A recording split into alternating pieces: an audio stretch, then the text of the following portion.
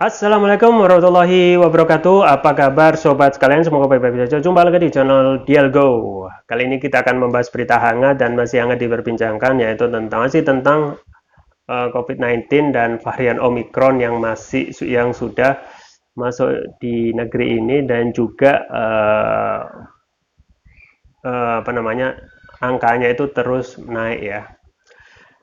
Dan ini tentu saja kita ketahui bahwasanya Omicron itu adalah varian terbaru dan itu adalah mutasi ringan dengan spike protein ya dari varian terdahulu ya. Tetapi meskipun demikian ya, tetapi ya kita harus tetap waspada. Dan kalau kita melihat perkembangan terakhir ya tentang COVID-19 ini di Indonesia, meskipun landai, tetapi juga angka ketika pintu untuk keluar negeri dan keluar negeri masuk ke dalam itu masih terbuka lebar ya, dan ini masih memberikan peluang besar ya untuk eh, suatu wilayah itu nilai COVID-nya bisa melonjak lagi. Itu yang kita lihat di AS ya, Amerika Serikat itu sekarang melonjak lagi ya, sampai menyentuh angka harian 1 juta kasus ya. Ini yang ada berita yang menarik di kalangan selebritas itu ya, tentang selebriti yang terkena COVID-19 ya, yaitu Atta Halilintar sepulang dari Turki. Ini ada berita yang dilansir oleh cnnindonesia.com ya. Langsung saja saya bacakan. Atta Halilintar positif COVID-19 setelah pulang dari Turki. Menantu Ashanty Atta Halilintar positif COVID-19 berdasarkan sumber cnnindonesia.com yang telah dikonfirmasi. Atta Halilintar positif terinfeksi virus corona usai berlibur di Turki bersama keluarga besarnya beberapa waktu lalu. Konfirmasi Atta Halilintar positif COVID-19 diberikan tak lama setelah mertuanya Ashanty telah terlebih dahulu dinyatakan terinfeksi virus corona. Sebelumnya lewat Instagram Stories, Ashanty mengatakan mulai karantina jam 21.00 WIB di Hotel Saya Jakarta Pusat. Dalam unggahan itu pula ia mengungkapkan kembali menjalani tes PCR setibanya di Jakarta. Serupa, Atta Halilintar sebelumnya juga mengunggah momennya tiba kembali di Indonesia, termasuk saat berpegangan tangan dengan istrinya Aurel Hermansyah dengan keterangan karantina Day 1. Sebelumnya keluarga Ashanty dan Anang Hermansyah berangkat ke Turki pada 20 Desember 2021. Mereka pergi bersama keluarga besar sang menantu Atta Halilintar. Mereka berlibur sekitar 2 minggu di sana. Selama berada di Turki, Ashanty kerap membagikan momen liburan keluarga tersebut seperti berlibur di Kapadosia dan mencoba wahana permainan ekstrim. Tak hanya itu, saat berada di Turki, Ashanty juga menemani sang suami Anang Hermansyah yang hendak transplantasi rambut di sana. Hingga keluarga yang dikenal dengan ASIKS tersebut kembali ke Jakarta, Indonesia pada pekan ini. Ashanty dan Atta Halilintar kemudian dikonfirmasi positif COVID-19 lagi. Ini bukan kali pertama Atta Halilintar positif COVID-19. Pada April 2021, Atta mengungkapkan sudah 2 kali terinfeksi virus corona. Terpisah, Ashanty sudah lebih dahulu membeberkan kondisinya yang kembali positif COVID-19. Ia membeberkan sejumlah hal termasuk tes PCR yang berulang kali dilakukan sebelum kembali ke Indonesia. Begitu sampai di Indonesia, saya PCR dan hasilnya positif, tulis Ashanty di Instagram Stories. Saya 2 kali PCR di Istanbul, ketika mau pulang di hotel maupun di bandara negatif. Akhirnya sampai hotel karantina. Saya menunggu hasil PCR dari bandara dan ternyata positif, ungkapnya. Dalam unggahan itu, ia juga mengatakan langsung ke rumah sakit untuk karantina setelah mengetahui dirinya positif COVID-19. Ashanty juga mengatakan tidak mengalami gejala berat meski positif COVID-19. Ia pun berjanji bakal menjalankan semuanya sesuai prosedur yang telah ditetapkan. Saya tetap menjalankan prosedur sesuai kesehatan saya yang punya penyakit bawaan agar tidak menyebarkan pada orang lain, tulis Ashanty. Ya itu ya sobat sekalian. Jadi memang meskipun landai ya, meskipun sudah kondisinya melandai untuk COVID-19 di Indonesia, tetapi kita harus waspada, apalagi dengan varian yang baru ya. Meskipun apa yang sudah disampaikan oleh pengamat ya, bahwasanya tingkat penularan Omikron ini juga termasuk tergolong tinggi sampai 500 kali lipat ya. Tetapi secara alami virus, kalau tingkat tingkat penularan itu tinggi ya, otomatis tidak begitu ganas atau parah ya, bandingkan dengan varian Delta sebelumnya ya. Ya, kita memang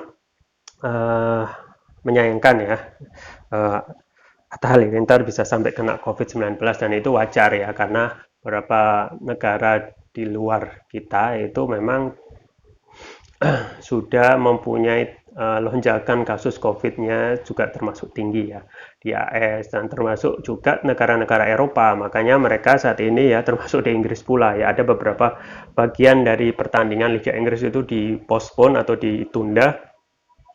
Salah satu akarnya memang varian Omikron ini yang membuat COVID-19 di Inggris dan juga sekitarnya itu melonjak ya.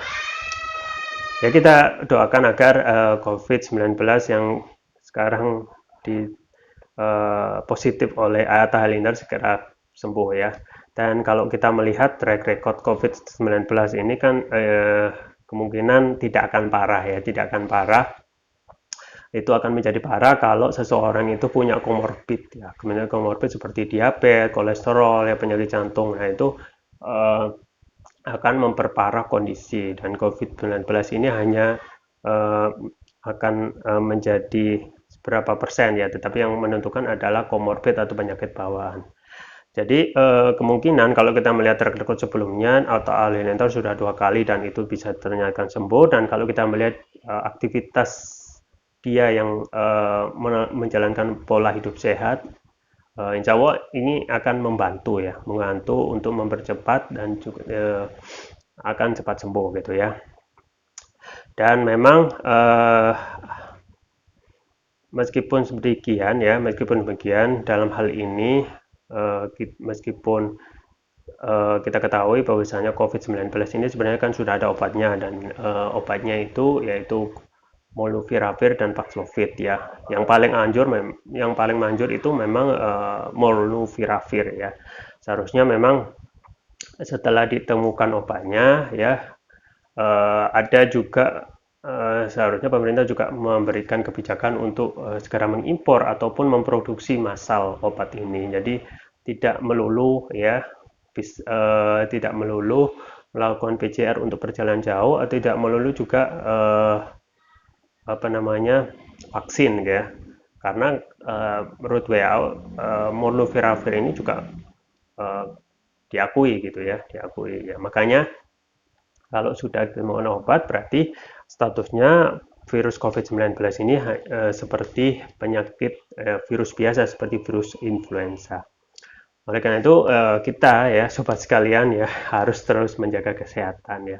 Meskipun kita dalam kondisi sehat, terus menjaga kesehatan, karena pencegahan itu lebih baik daripada mengobati. Nah, ada produk kesehatan yang saya rekomendasikan ya, namanya propolis. Propolis yang saya rekomendasikan yaitu Turkish Propolis Ruqyah ya. Turkish Propolis Ruqyah ini mempunyai banyak sekali manfaat ya. Hampir semuanya itu bisa disembuhkan dengan Turkish Propolis Ruqyah. Dan kenapa ini